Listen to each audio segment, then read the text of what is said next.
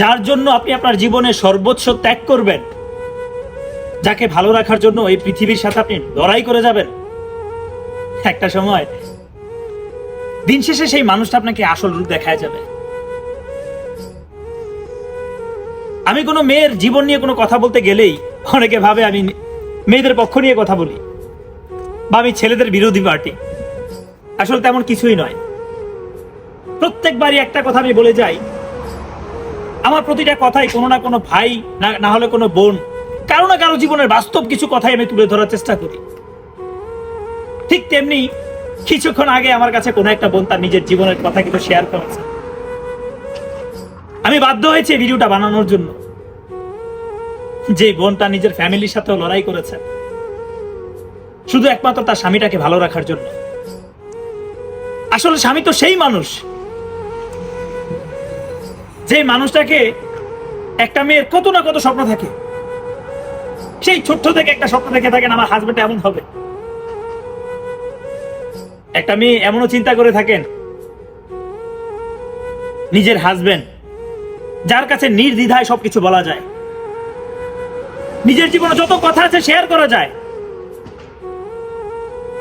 স্বামী স্বামী তো তিনি, যাকে দিয়ে একটা মেয়ে চিন্তা করে নিজের অপূর্ণ ইচ্ছা করে তাকে দিয়ে পূরণ করবে, যাকে নিয়ে অনেক বড় আশা করে থাকেন তিনি। যে বোনটা কিনা তার নিজের হাজবেন্ডকে প্রতিষ্ঠিত করানোর জন্য নিজের ফ্যামিলির সাথে লড়াই করে গেছেন, হতে হয়েছে তার নিজের ফ্যামিলির মানুষদের কাছে খারাপ, তাকে সৌদি আরবে বিদেশে পাঠিয়েছেন। অথচ সেই মানুষটা, তার সেই মানুষটা যার জন্য এত কিছু করেছেন, সেই মানুষটা আজকে সৌদি আরবে আসার পর এখন অন্য মেয়ে নিয়ে থাকেন। তার স্ত্রীর খোঁজ নেওয়ার তার কাছে সময় নাই। একটা মেয়ের এই কথা শোনার পর আমি মনে করি আসলে এই পৃথিবীতে বেঁচে থাকার ইচ্ছাটাই তার মরে যায়।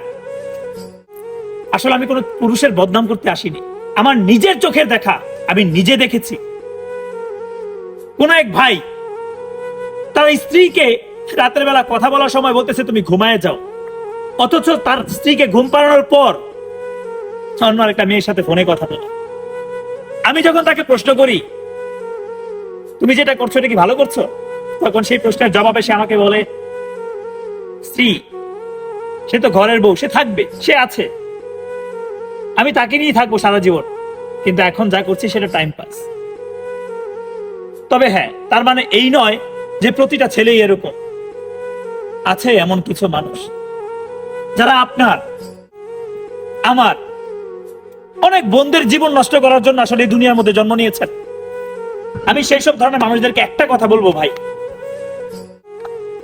আপনারও তো বোন আছে, আপনারও তো বোন আছে রে ভাই।